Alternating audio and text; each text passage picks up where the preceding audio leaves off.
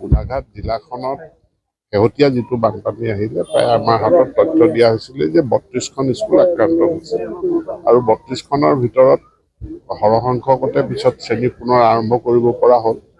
পানীটো আবদ্ধ হৈ পৰিছে, ওলাই যোৱা নাই। পানীটো ওলাই নোযোৱাৰ কাৰণে কিছুমান বিদ্যালয়ৰ কেম্পাছত এতিয়াও পানী আছে।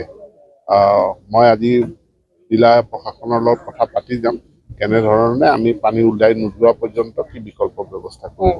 আমি চিন্তা কৰি আছো যে তেওঁলোকৰ যাতে একাডেমিক লছ নহয়, পৰীক্ষাটো মানে তেওঁলোকে পৰীক্ষাৰ আগত যিমানখিনি শ্ৰেণী হ'ব লাগে সেইখিনি হোৱাটো আমি সুনিশ্চিত কৰিম। আন্তঃৰাষ্ট্ৰীয় সীমাৰ সমস্যা সমাধানৰ বাবে মন্ত্ৰী পৰ্যায়ত কিমানখন সমিতি গঠন কৰা হৈছে এতিয়ালৈকে?